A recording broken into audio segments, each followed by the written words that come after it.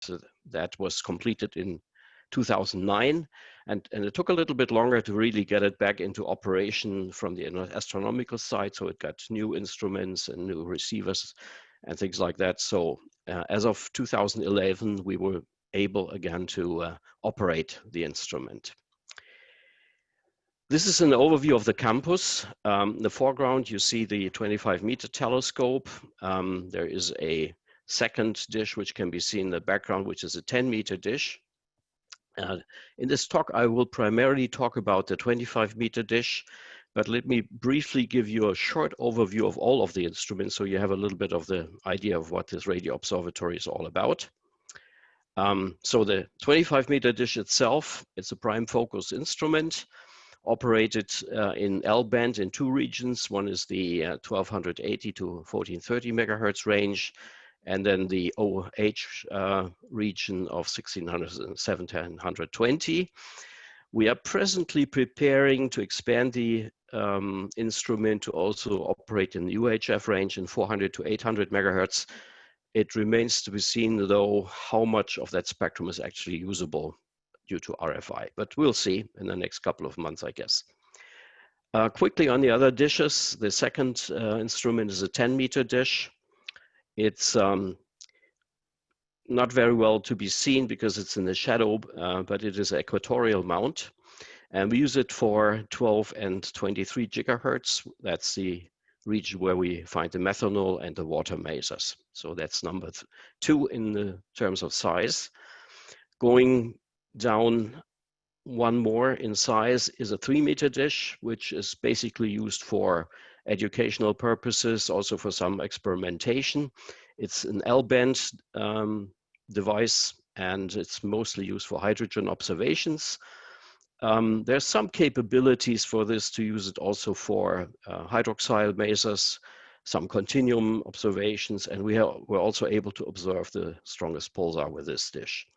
So this is a 3-meter device. Our smallest guy, this one, it's a 1.2 meter prime focus dish. Again, it's mounted on a trailer. And the purpose of that instrument is that we bring it to schools so we can make radio astronomy experiments at schools. So we move it right there.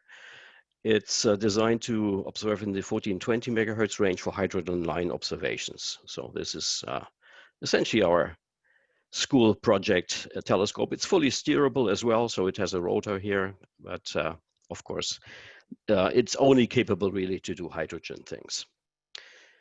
And to finish,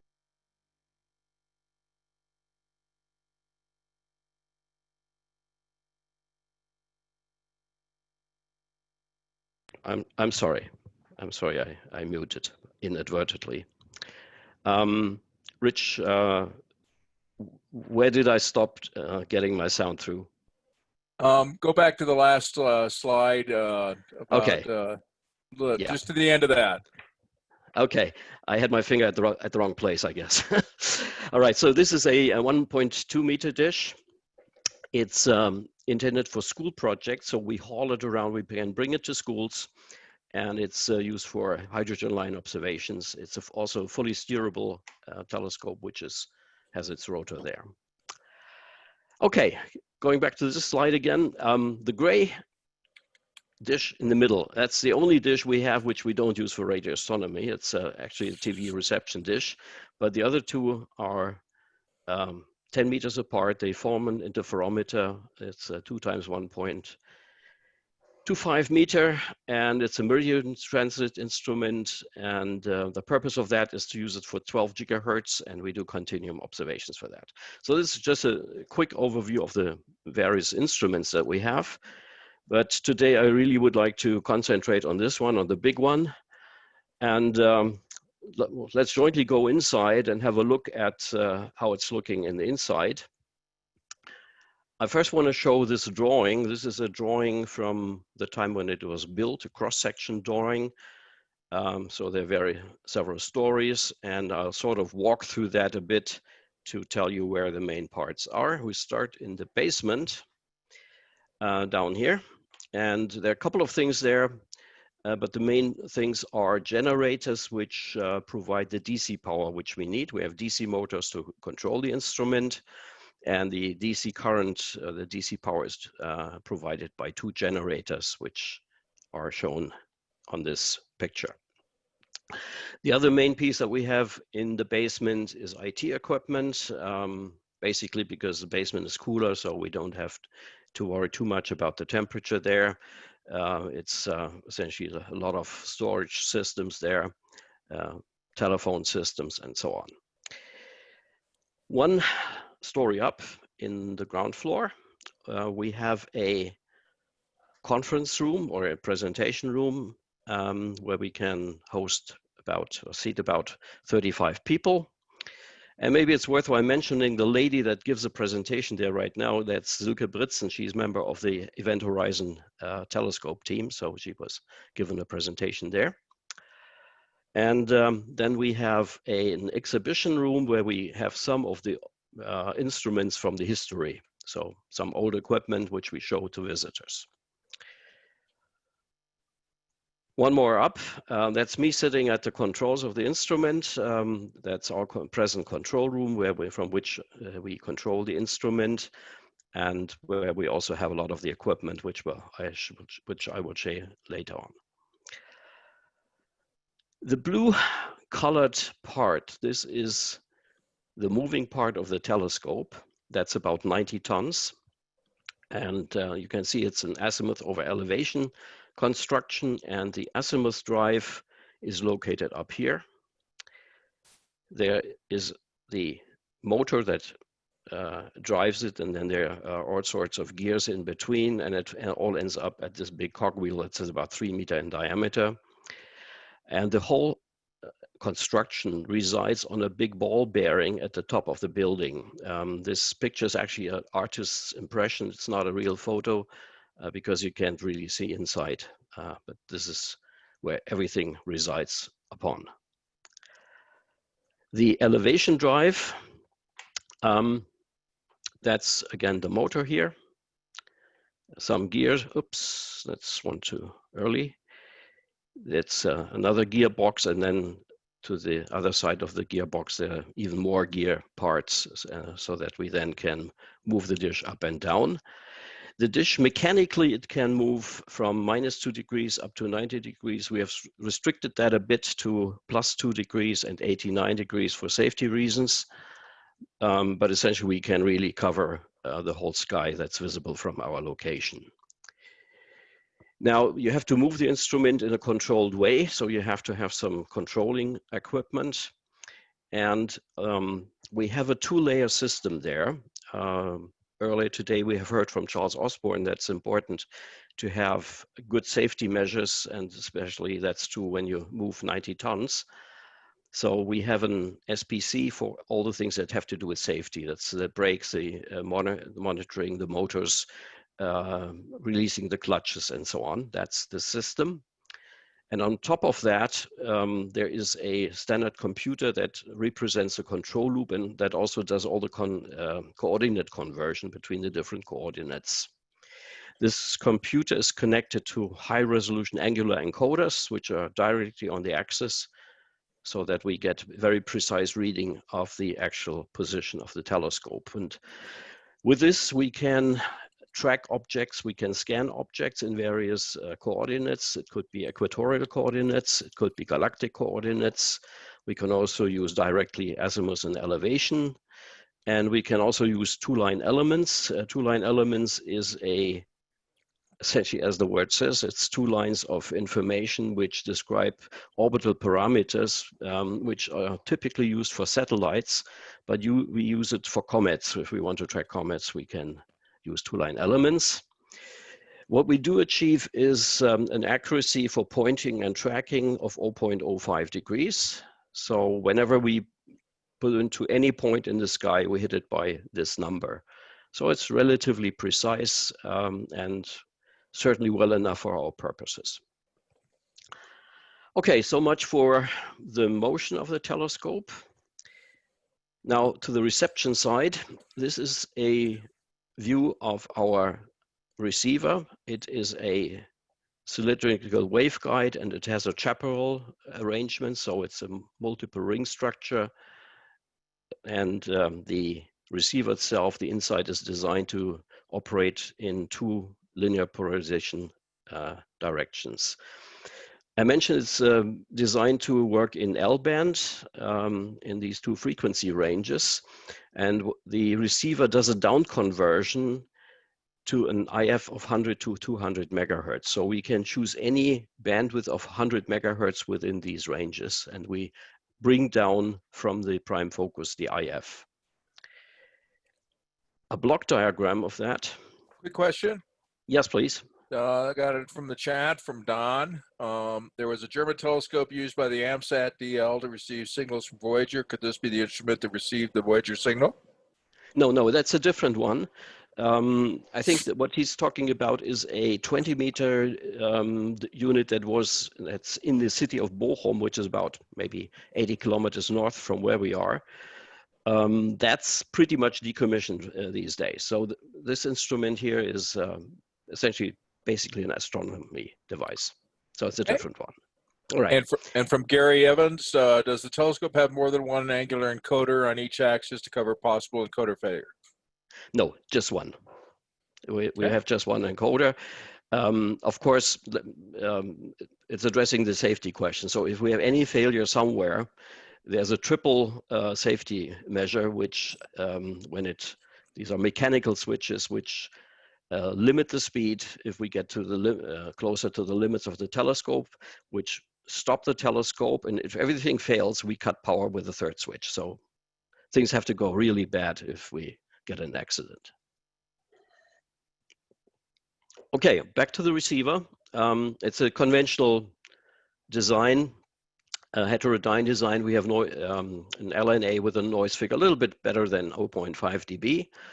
Then there are obviously bandpass filters to filter out the region of interest. And then there's a mixer. LO signal is coming in, splitting between the 2 polarizations, converting down, and then there's a low pass filter and a band pass filter. So very conventional IF thing. So we come down with 2 signals IF, 100 to 200 megahertz, and now we need to make something out of that to look what do we have inside the signal. And we have several backends that do that. The first, one step back. A few more slides on the inside of the receiver. This is looking into the receiver box.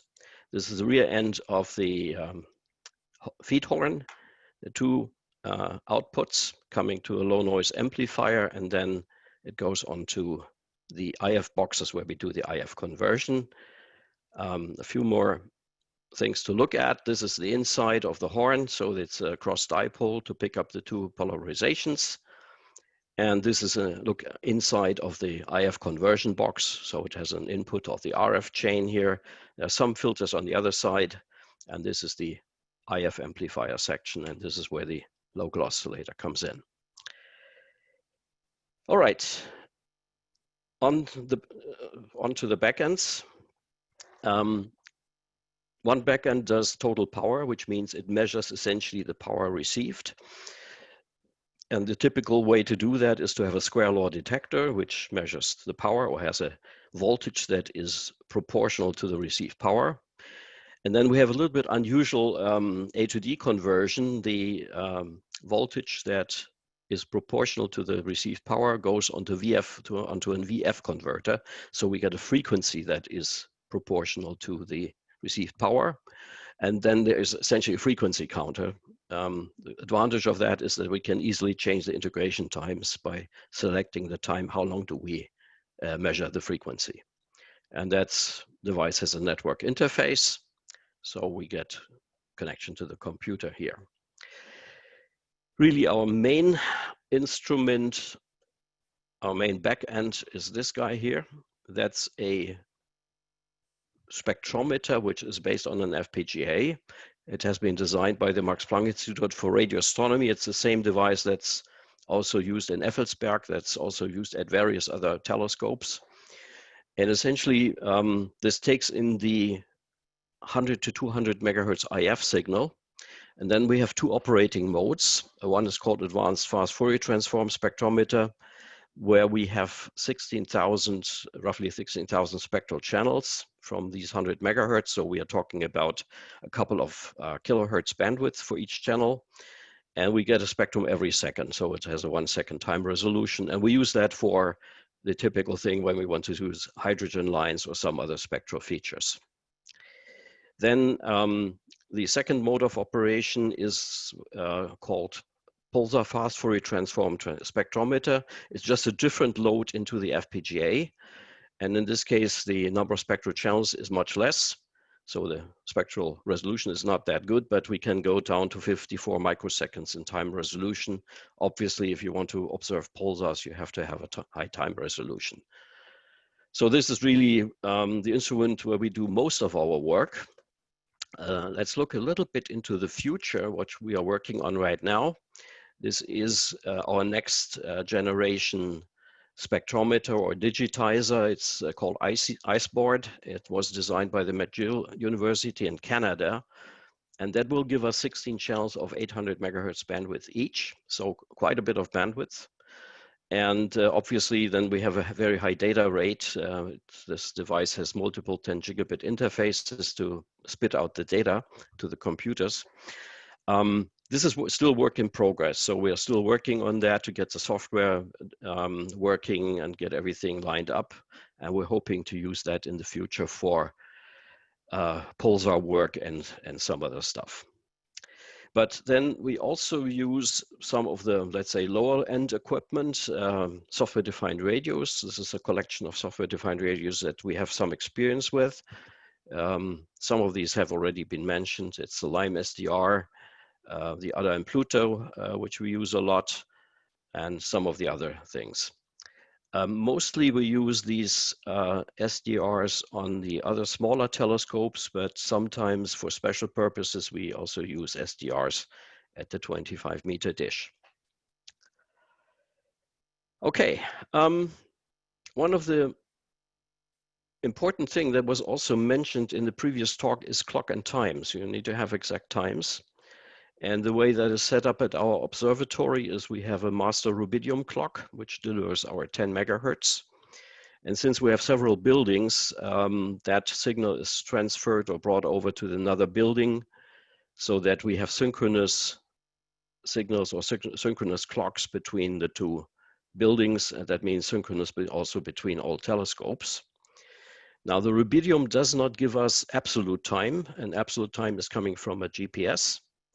That has two outputs. One is an RxB signal, which is understood by many of our equipment.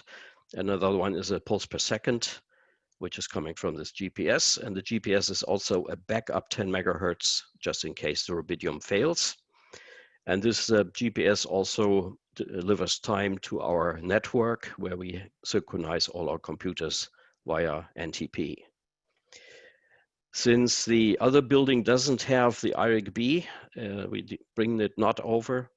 We have another GPS that provides RxB and pulse per second for the equipment that's located there. And finally, there's, just as a backup, there's a small Raspberry Pi with a GPS as a secondary NTP. So we take a lot of care that every time and under all circumstances, we have exact times and we have exact clocks.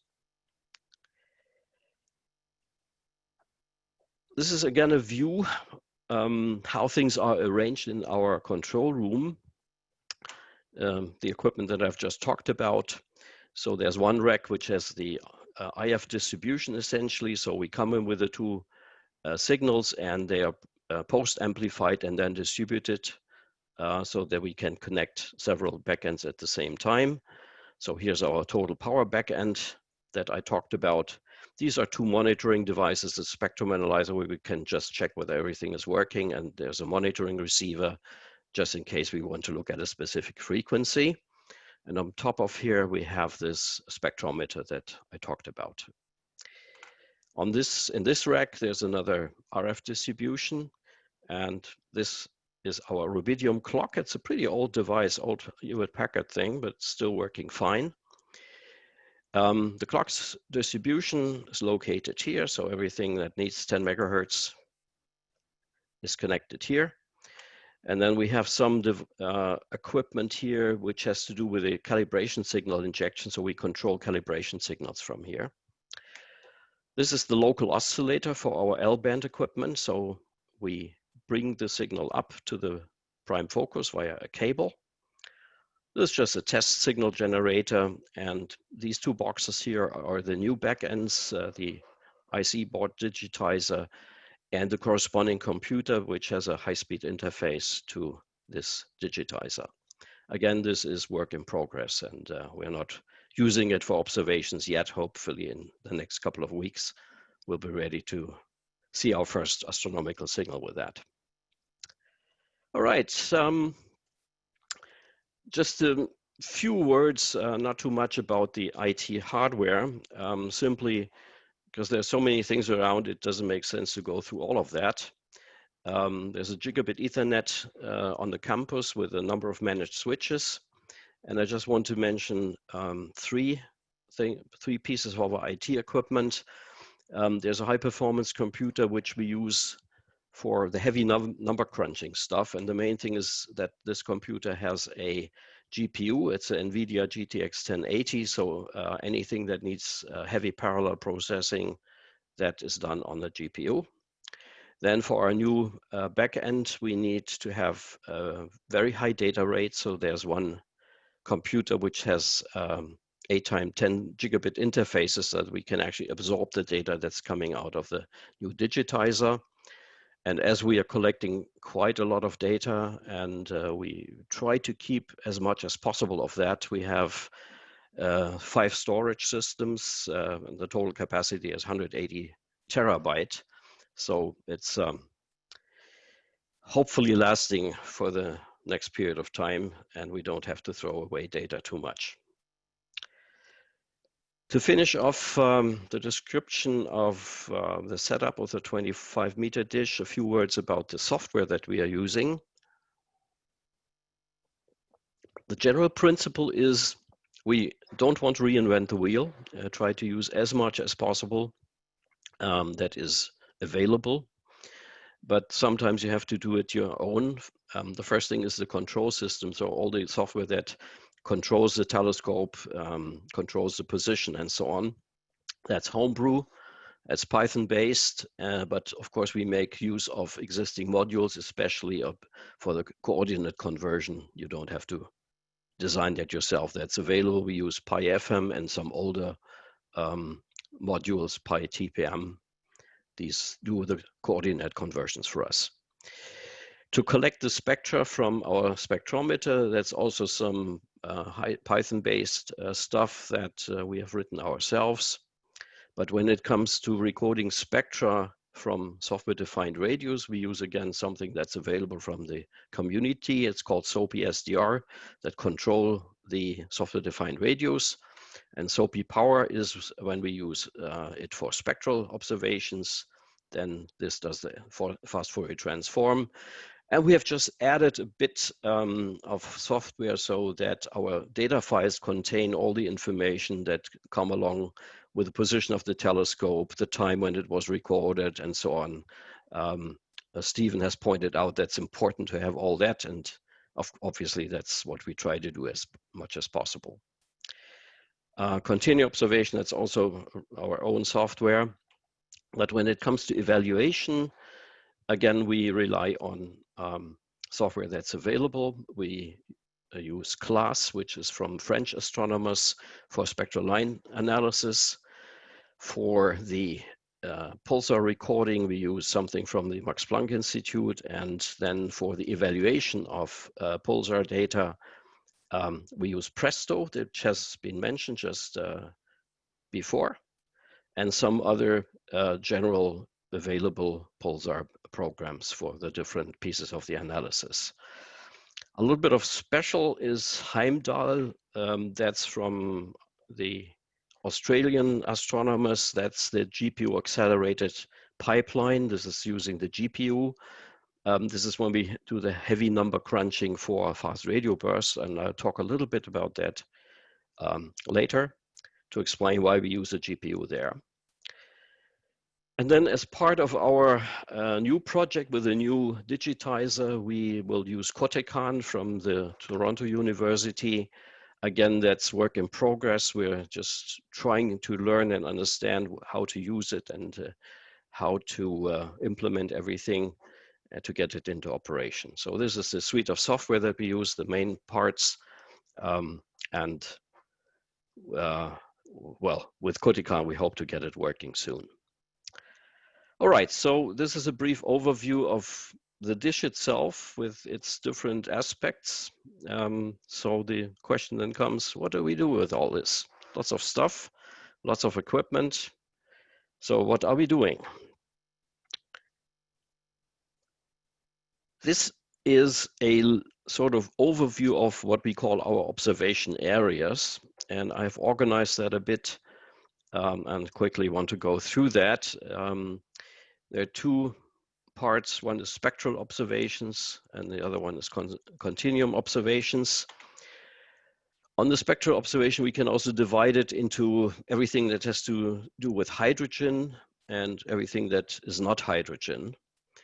And the starting point, obviously, is the 21 centimeter line from our Milky Way. That's the classical thing in radio astronomy to be observed, and this obviously something that many of you are doing as well. You don't need a 25-meter dish for that, but of course you can do a lot of things also there. There's an interesting aspect of this emission, which is called high velocity clouds. There are some places in the Milky Way and also a bit outside of the Milky Way where you find emission at much higher velocities than you would normally find, and these are called high velocity clouds. The origin of these clouds, it's a little bit debated what that is, but it's interesting to see that there all of a sudden there's something coming in, falling into our galaxy at relatively high speed. And I think it's worthwhile mentioning that this is not something where you need a 25-meter dish. We have seen high velocity clouds, the stronger ones, also with a 3-meter dish. So it's really worthwhile looking out for them. Then the opposite to the emission of the hydrogen is that you can observe absorption. These are places where there's a continuum source and the radiation from this continuum source is absorbed by some hydrogen between the continuum source and yourself. That is actually something where you need a bigger dish. So a 3-meter dish will not show that. And the next one is a little bit of my favorite in the hydrogen observation. It's called hydrogen recombination lines. A few words of what are recombination lines. This occurs in star-forming regions where you have a high intensity of ultraviolet radiation, which then ionizes the hydrogen. And hydrogen then recombines, so the electron gets captured again by the proton. And then very highly excited atoms can occur. And these atoms have transitions between their layers, which again are in the radio regime, and these can be observed. And the interesting part of that is that a lot of the physical conditions in these star-forming regions can be derived from the measurement of these high recombination lines. The final part is extragalactic hydrogen. Obviously, not only our galaxy emits hydrogen, but also other galaxies, and there are some interesting things to be seen. The other things that we observe is hydroxyl masers, and also, again, absorption of hydroxyl. Similar thing to the hydrogen absorption. Also, you can see that in OH. And also, not only hydrogen can be observed in recombination lines, also carbon can be observed. And just to finish off for the sake of completeness, the spectral observations that we do is methanol masers and water masers, but that is done with a 10-meter dish. Going over to the other side, continuum observations, that means objects that emit in a broad spectral range. The typical objects are supernova remnants like Cassiopeia A, H2 regions, star-forming regions, or active galactic nuclei. The strongest one there is Cygnus A, but then there are many of those other galaxies that we can observe by their continuum radiation. Typically, when we have visitors, they say, what is the most distant object that you observe? And our answer is, it's one of these here. And that's a little bit less than 10 million light years away, 10 billion light years away. It's 10 billion co-moving distance. That's our furthest object that we see. But much more interesting are the dynamic things. Pulsars have already been mentioned today. Magnetars, which is a variant of pulsars, and something which, and a phenomenon which is of triggering a lot of interest at the moment in the radio astronomy community, fast radio burst. I'll explain a little bit more about that later. And then there's a sort of nice and funny thing, which also was mentioned in the previous talk, lunar occultations. This is when a object like a supernova remnant or anything else like a galactic nucleus disappears behind the moon, then you can see how it disappears and how it reappears. So that's has been a fun observation this year and also last year. Now, I can't go through all that in detail, so I have selected I've selected some of these to deal with in a little bit more detail. And let me start with a sort of funny thing on extragalactic hydrogen. There is a radio galaxy, Perseus A, which is a Cipher 2 galaxy, about 71 million parsecs away from us. It has a redshift of about 5,000 kilometers per second and has a flux of 13 Jansky. So it's about 1% of what you would get from Cassiopeia. This is a continuum source, so it emits over all the spectrum, over a wide spectral range. But if you look in detail at the spectrum, you find that all of a sudden there's a frequency missing. There's a drop in the spectrum. And there must be something that takes that energy out. And the funny thing is that while the galaxy is moving away from us with about 5,000 kilometers per hour, this one is moving with more than 8,000 kilometers per hour. So how does that come? How does that appear? And the mystery can be solved as such. You have the radio galaxy Perseus A. This is an optical picture of it just for demonstration purposes. And this emits in a broad spectral range in the radio regime, and we receive that. Now, in between the radio galaxy and ourselves, there is a cloud of hydrogen, which you don't see otherwise. And this absorbs this hydrogen line. And the reason why that's moving so fast away from us, faster than Perseus A, the reason for that is simply it is close to Perseus A and is gravitationally attracted by Perseus A. So it's falling onto Perseus A, and you can see that. So this is sort of a nice experiment. It's not something that we have detected. It's known from the literature, but it's really nice to observe that. Second observation example are OH masers, hydroxyl masers. These appear among other places. They appear around red giant stars. Red giant stars have a strong infrared radiation, and they also have an outflow of material. So it flows in all directions from the red star, as depicted by these green arrows. And because of the intense infrared radiation, the material that's flowing out from the star is excited to such an extent that amazing conditions occur. And the situation is that if you are observing, let's say from down here, there is one part where the material is flowing towards you. So you see something that's blue shifted. And then there is another material which is flowing this way. So this is red shifted. And that results that typically these masers have a double line structure. So there's a red shifted and a blue, it's a blue shifted and a red shifted line. And the whole thing obviously is then also red shifted by the motion of the star. Now, the interesting piece about that is that these stars are variable. They're variable in intensity. And that is something that we observe. This is one example for one of these infrared stars. So again, you see the double peak structure here. And this is a plot of the intensity of this maser over a long period of time. So the first part here, the crosses, these were observed by a French radio telescope, and now we have taken over and we continue to observe that, not only this star, but many of these, to see whether they remain in this cycle or whether they deviate in the cycle, to see something about the development of these stars. This is a cooperation between ourselves and two universities, the Hamburg University and the Manchester University in the UK, where we have a joint project. And this is a long-term project where we observe that for the foreseeable future. So this is a very interesting thing to do this. We do this on a regular basis. Something every 6 weeks, we take spectra and measure the intensity and so on. All right.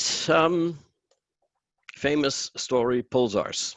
You will all know pulsars are neutron stars. They are typically observed in our Milky Way. They are very interesting for a very large number of reasons, but one of the reasons is they can be variable. They can be variable on very short time scales. The observation method is that they are continuum emitters, but you have to observe them spectrally resolved simply because due to the dispersion, you have a delay between the arrival time of the pulsar, which is dependent on the frequency, and you need to compensate for that. And this is called dispersion. And in order to be able to do that, you need to have the spectral resolution. This graph is something which is called a PP dot diagram. You see lots of black dots there, and each black dot represents a known pulsar. This diagram, the x-axis below here, shows the period of the pulsar. So how fast is this rotating? And the vertical axis shows how fast is it changing the rotation. Pulsars are known to be very, very stable in their rotation rate, but they are not completely stable. They lose energy, so they slowly spin down. And this is the spin down rate that's plotted here. And you can see two distinct populations. There's, so let's say, the normal pulsars. They typically have a rotation rate of a few seconds down to maybe 100 milliseconds or so. And then there's another population of the so-called milliseconds pulsars, which rotate much faster, down to the millisecond range. And you see that many of these have a circle around them. And a circle means these are binaries, they're binary systems. And this is also the reason why they are so fast. They are accreting material from their companion and therefore spin up. So this is sort of the zoo of pulsars, and the red dots are the ones that we have observed. At the moment, we have a collection of about 130 pulsars, which we were able to observe. Obviously, we started with the strongest one, but then worked our way down to pulsars in the 1 millijansky range, and we were lucky to capture, where's my cursor? There's my cursor. We were lucky to capture this one here, which is almost the fastest pulsar. It's a 1.5 millisecond pulsar. There's only this one, which is just a little bit faster, but this one is too weak for us to observe. Now, one could talk endlessly about pulsars. I will refrain from doing that, but just pick up one exotic object, and this is a magnetar. That's in the PP dot diagram, it's here. A magnetar is something that is very similar to a pulsar. Go to the next slide to explain that a bit. It's also a neutron star, but as the name already suggests, it has a much stronger magnetic field.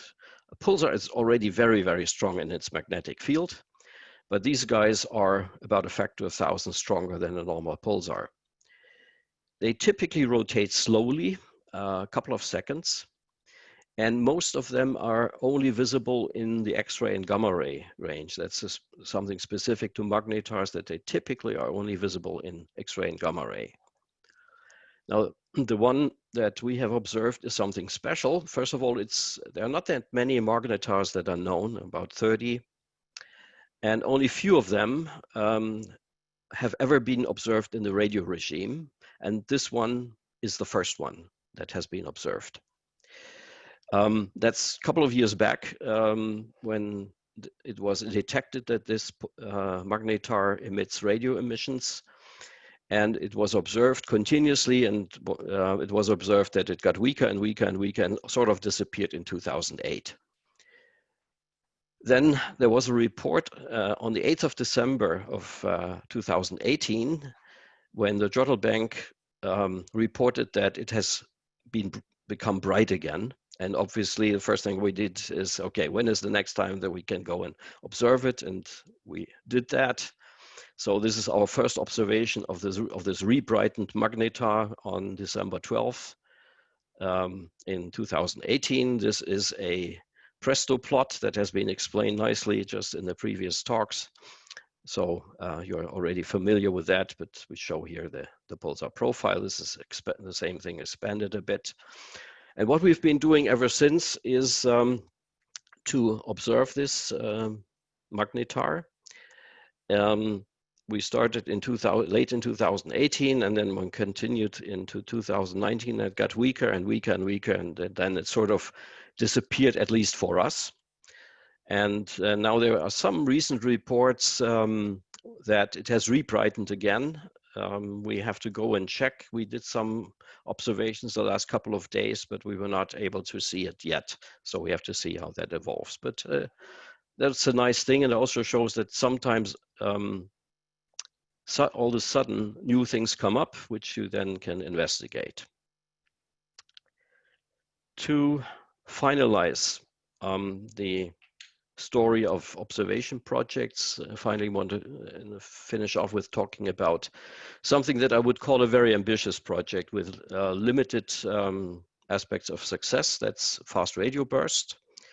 First of all, what are fast radio bursts? These are single events, mostly single events, at least that's a present understanding, of a single radio flash. The important or the special thing about these radio flashes is that they have a high dispersion, and this high dispersion is so big that it cannot be due to a dispersion within our own Milky Way. So they have to come from far, far away. They are it's very likely, almost certain, that they're of extragalactic origin. And they're typically 1 millisecond or a couple of milliseconds long. Now, if they come from an extragalactic origin, these must be extremely intense events. And the reason why that occurs is really uncertain at the moment. So far, there are about 120 of these events known from various observations. That's a moving target. There's a website which lists all the observations, and rumors are, or it's pretty certain, that the CHIME telescope has quite a lot of them, which they haven't published yet. So there are quite a number of these. There are endless theories of what it might be. Some theories are really crazy, but anyway, one has to find out what are these. Now, in the beginning, one was thinking these are one-time events, but on somebody, it was a lady, Laura Spittler, found that one of these repeaters actually did repeat. So from the same position, with the same dispersion measure, there were more events. So that really put things upside down in the question of what might be the origin. And now the question is, are repeaters something different? Are repeaters the same thing as single events, only that we don't see the repeating? So lots of questions.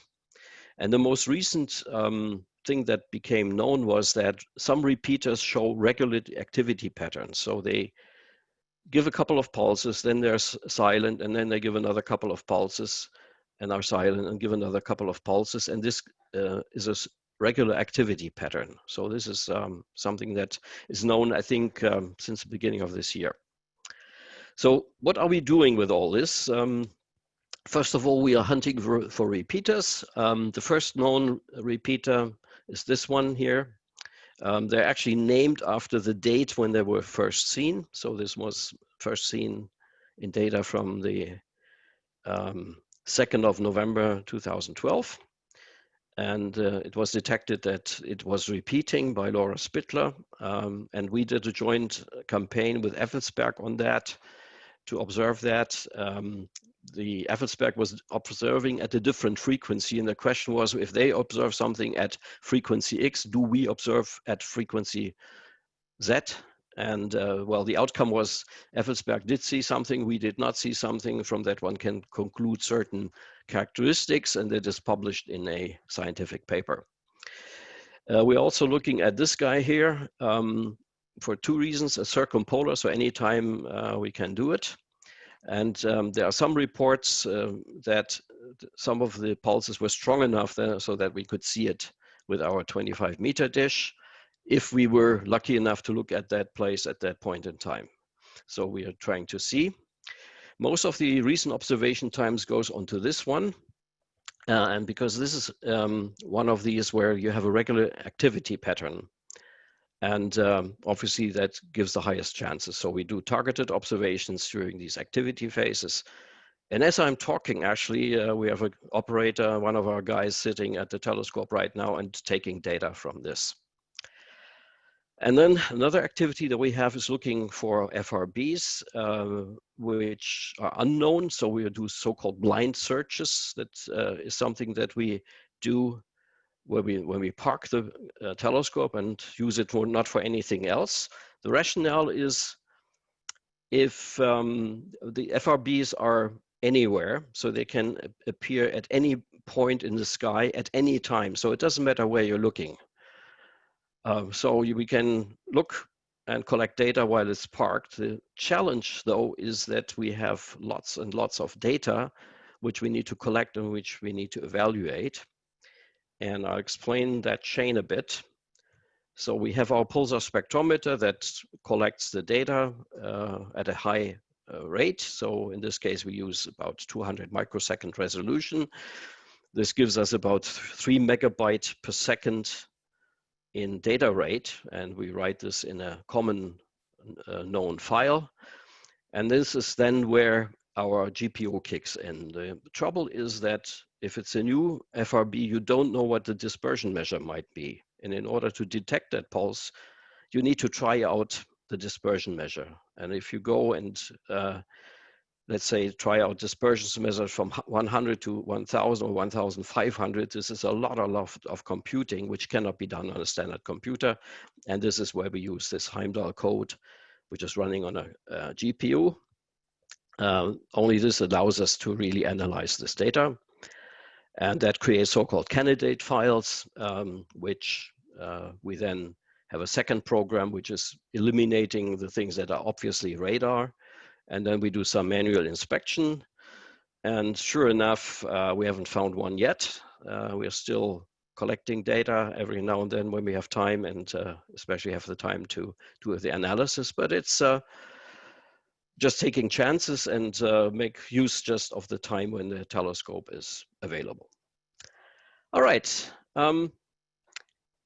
Final words, what our main programs that we do, we call it focus programs. We look especially for pulsars, some special effects like giant pulses and mode switching. I mentioned the lunar occultations. This is something that we have finished just now, and we'll write some things eventually for the SARA journal about it. Then we do something special for the hydroxyl. And then we have our cooperation programs where we work with university, the one which I mentioned, the OH Maser long-term monitoring. And then we have cooperations on the fast radio burst stuff with the Max Planck Institute and the Toronto University.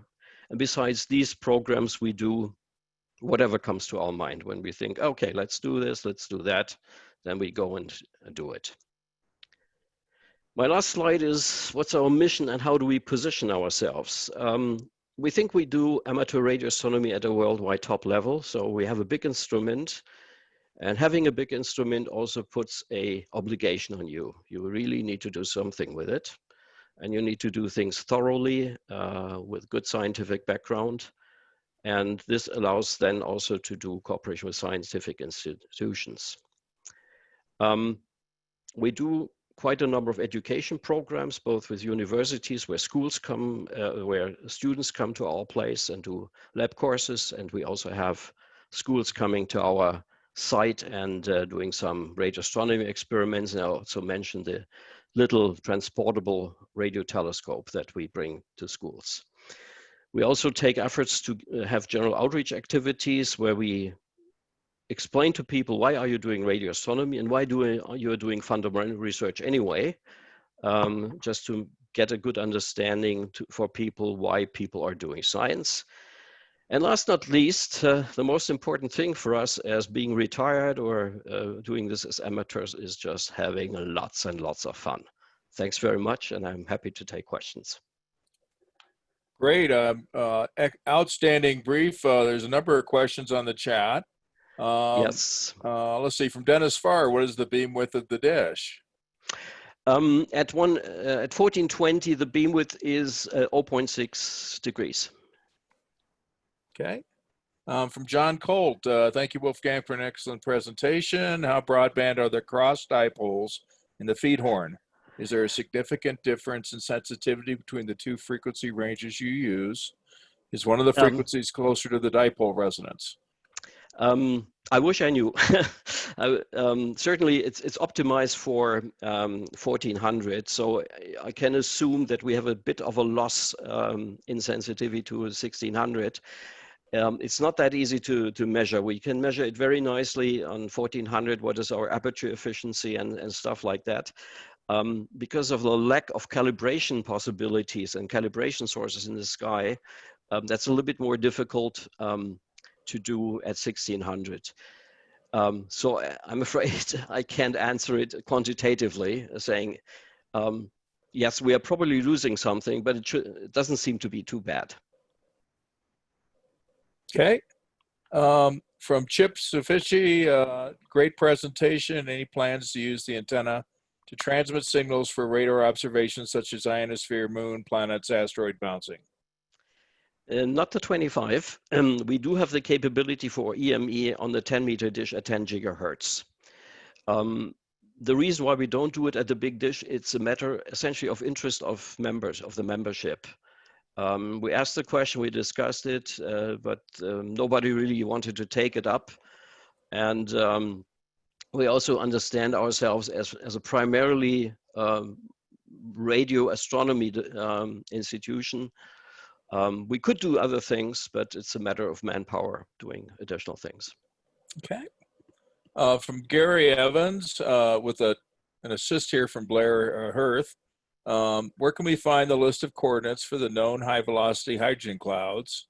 And Blair answered him partially. She says the handbook of star forming regions. If you got another list. Yeah, I think the best source is something I would look up, and I'm happy to send an email or maybe do it in the Drake Lounge tonight. There's a good paper by a guy named Tobias Westmeyer who has done a lot of investigation on that. The hydrogen clouds, they're a bit extended, so there's not a very exact single point in the sky. They're somewhat extended, just like hydrogen, but there's things where they are more intense than at other places. I think the best way to answer this is by sending a link to appropriate documentation. Okay. Let's see. Ed Harfman, great presentation. Thank you. Rosemary Walling, how do you measure the magnetic field for a magnetar? I have to skip on that question. Okay. We don't measure it ourselves. And that's something I would have to look up myself. I don't know how it's done. Okay. Dave Fields, thanks, Wolfgang. Many good research projects. The magnetar that went below observation threshold in 2008, than was observed in 2018. Why perhaps did it brighten? Nobody has, to the best of my knowledge, nobody has really come up with a theory about it.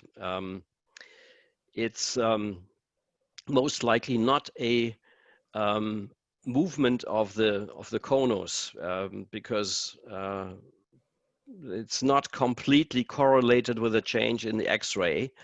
That's one of the areas people are interested in and why they're doing these observations. A cone motion will certainly play a certain role, but it could also be a change in the magnetic structure on the surface of the magnetar, which is sort of going through cycles. But whether it's cyclic, so it occurs every 10 years or so, that's something that's not known yet. So it's really all about collecting more data and then trying to gradually understand the physics behind it. Okay. From John McCullough, you said your organization is volunteer for the personnel. How many people are in the organization? What is the annual budget for hardware, software maintenance, and what are the typical funding sources? Yep. Our association has formally about 170 members. Then, as in every organization like that, you have people who are just members and the ones who are doing the work, who are active. The active membership, I would say, depending on where you draw the borderline, somewhere between 10 and 20.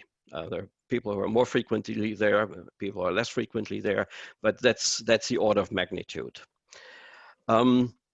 The financial side is we have the need for an operational budget that is covering energy, heating, a couple of other things. That's about 25,000 euros per year. The funds come from various sources. One is the membership dues, which are not that much. It's 36 euros per year for membership. It comes from donations. It comes from the university program. So the universities pay for the student lab courses. They do not pay for the research side, but they pay for the lab courses. Also, the school projects are financed. And then I should mention that the formal owner of the premises, this foundation, they take over if there is something with the building. So if something has to be repaired on the building, that's what they're taking up. Then I think it's worthwhile mentioning that much of the equipment that we have, you've seen there's quite a bit of equipment. These are to a large extent donations from scientific institutions. So for example, let's say half of our storage systems, these come from a nuclear research institutes where they were sort of taken out because they were too old. The new spectrometer that we are setting up, the ice board, that comes from the Toronto University. So we didn't have to pay for that. So a lot of that comes from these corporations where we provide observation time and they do something good for us. All right. Jack Lobinger, excellent presentation, Wolfgang. Thank you. Gary Memory, what is the tracking speed? Are you able to track LEO?